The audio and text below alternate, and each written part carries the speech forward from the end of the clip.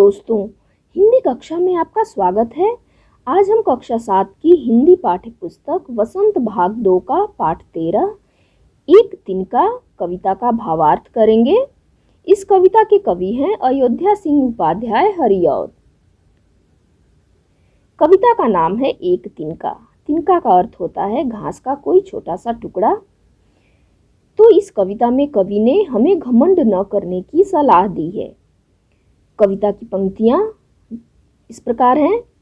मैं घमंडों में भरा ऐंठा हुआ, एक दिन जब था मुंडेरे पर खड़ा, अचानक दूर से उड़ता हुआ, एक तिनका आंख में मेरी पड़ा। तो इन पंक्तियों में कवि कहते हैं कि एक दिन जब मैं अपने घर के छत के मुंडेरे पर खड़ा था, बहुत ही घमंडों में भरा हुआ, बहुत ही अकड़ में मैं अपने घर के छत के मुंडेर पर खड़ा था, तभी अचानक दूर से एक घास का छोटा सा टुकड़ा उड़ता हुआ मेरी आंख में गिर गया। अगली पंक्तियां हैं। मैं झिझक उठा हुआ बेचैन सा, लाल होकर आंख भी दुखने लगी, मूठ देने लोग कपड़े की लगे, ऐंठ बेचारी दबे पांव भगी। तो इन पंक्तियों में कवि ने कहा है कि जब उनकी आंखों में एक तिनका गिर गया तो वो बहुत ही बेचैन हो गए और दर्द के मारे उनकी आंखें लाल हो गई।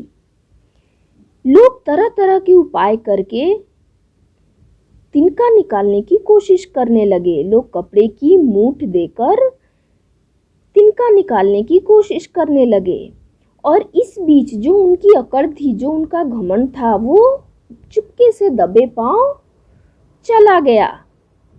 अगली पंक्तियां हैं। जब किसी ढब से निकल तिनका गया, तब समझने यूं मुझे ताने दिए, ऐंठता तू किस लिए इतना रहा, एक तिनका है बहुत तेरे लिए। तो इन पंक्तियों में कवि कहते हैं कि जब किसी भी तरीके से, ढब का अर्थ होता है ढंग, यानी जब किसी ढंग से, किसी तरीके से उनका तिनका आंख से निकाला गया, तब उनकी समझ ने, उनकी बुद्धि ने उनको ताना मारा कि तू किस लिए घमंड कर रहा था, तू इतनी अकड़ में क्यों था, तुम्हारे घमंड को तोड़ने के लिए एक छोटा तिनका ही बहुत है।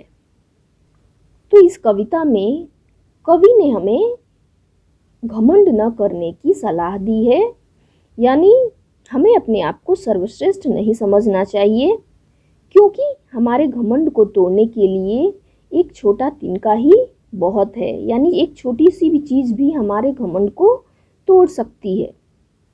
इसके साथ ही इस कविता का भावार्थ समाप्त होता है। अगले वीडियो में हम फिर मिलेंगे। धन्यवाद।